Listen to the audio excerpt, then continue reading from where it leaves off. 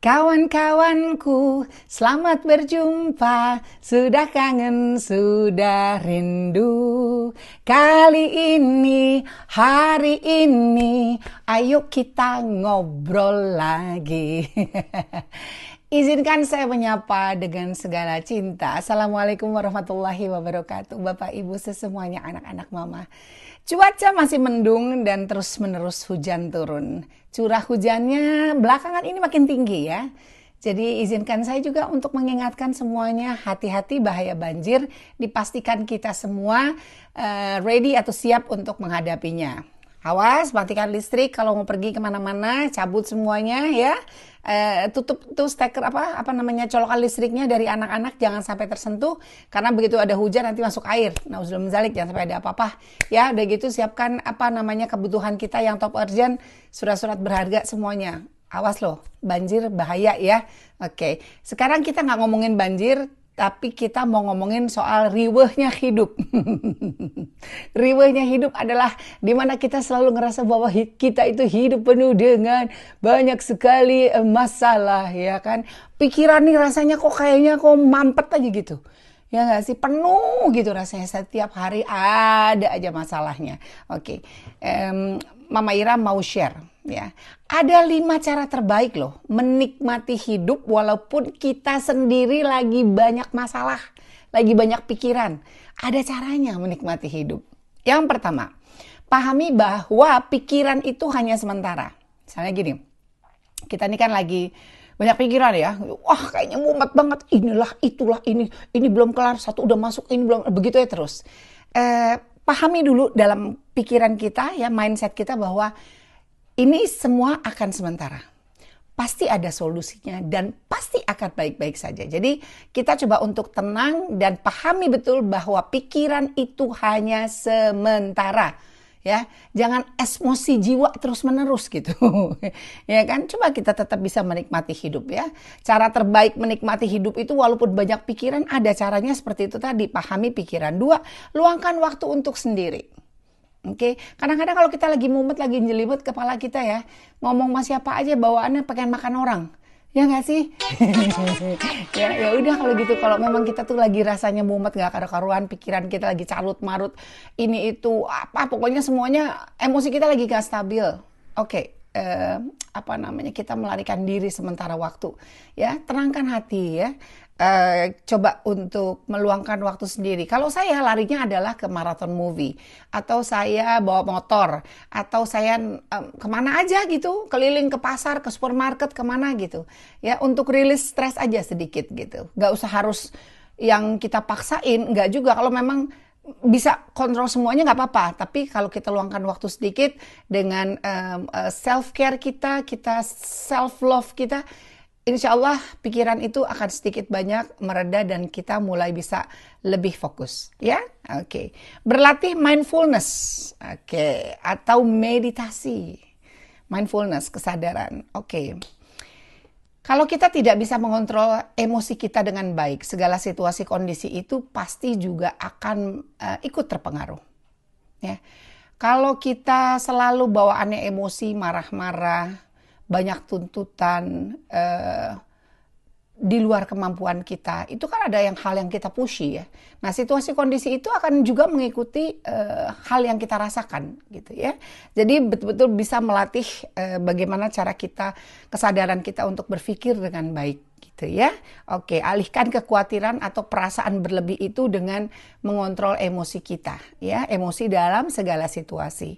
Oke, kalau yang suka meditasi boleh 5-10 menit. Pejamkan mata, tenangkan pikiran gitu kan, 5-10 menit. Jangan kayak saya belajar meditasi nggak pernah bisa, kecuali AI. Tekika bisa tuh, kalau saya nggak bisa. Begitu latihan begitu langsung sebentar.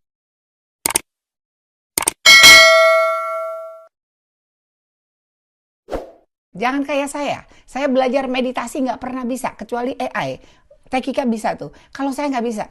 Begitu latihan begini langsung sebentar gitu, 5 menit coba untuk merem gitu, terus matanya ketap-ketip gitu kan.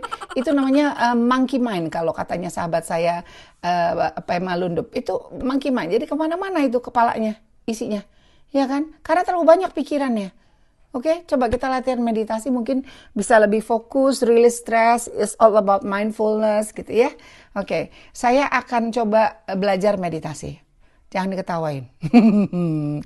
Oke, terus temukan kebahagiaan dalam hal-hal yang sederhana aja gitu. Saya itu selama saya ada di Amerika, tiap hari saya gelut sama yang namanya Anabul. Ya. Gelut beneran, gelut marah-marah, ngomel karena yang di sini nggak pernah diajak ini. Tapi hal sederhana yang saya lakukan dengan mereka adalah berbicara ketika melihat mereka lari, mereka bercanda, mereka makan banyak gitu. Itu kan membuat kita rasanya senang ya, kita happy ya. Hal sederhana kita pupuk hal yang kecil menjadi hal yang besar. Pertama dari 1 titik menjadi 2 titik yang membahagiakan, 3 titik dan akhirnya menumpuk menjadi penuh dengan kebahagiaan. Itu yang saya lakukan ya. Oke. Melatih rasa syukur ya. Kalau kita tidak merasakan syukur dalam kehidupan sehari-hari, bagaimana kita bisa menikmati hidup ini? Pikiran lagi banyak nih gitu ya. Kalau kita selalu merasa mampet terus, wah jadi jelek terus gitu. Kenapa nggak kita pikirin gini, walaupun kita sedang banyak pikiran, kita percaya Sang Maha Kuasa akan memberikan kita jalan keluarnya. Selama kita selalu bersandar padanya, misalnya gitu ya. Itu kan segala sesuatunya tuh bisa kita kontrol ya dengan baik gitu. Jadi hal-hal sederhana sudah kita lakukan, melatih bersyukur itu juga penting gitu ya. Jadi hidup ini kita bisa jalani apa adanya. Paling penting lagi adalah fokus dan kendalikan situasi kondisi. Udah banyak pikiran, jangan ditambah lagi makin berat. Jadi kita fokus apa yang harus kita lakukan, kita urai itu. Ya, kita urai, jadi jangan sampai masalah itu ngebulet gitu di satu point of view kita gitu. Ya, fokus aja mana yang bisa kita lakukan, situasi kondisinya menunjang atau tidak, support system kita jalan apa enggak, ya udah kita lakukan itu. Yang lain nggak usah. Ya, kalau dari 5 masalah yang ada kita pilih masalah yang paling besar misalnya, atau masalah yang paling kecil dulu gitu. Ya, ini coba kita pilih di antara 3 atau 5 ini supaya betul-betul bisa kita fokus dan temukan solusinya. Sehingga apa? Pikiran kita bisa lebih tenang ya, lebih damai hatinya gitu ya. So berikan ruang napas ya, berikan ruang napas bagi hidup kita. Ya, nikmati setiap langkahnya untuk lebih bahagia. Nikmati ruang hidup kita. Seperti kita duduk. Nikmat gak kita duduk di sini? Ya, enak ya Bapak Ibu ya, anak-anak mama ya. Jangan pernah lupa bahwa segala sesuatu yang namanya ujian itu adalah tantangan dalam hidup. Tantangan adalah kesempatan. Ya, begitu kita melihat ada satu tantangan di depan, itu merupakan kesempatan kita.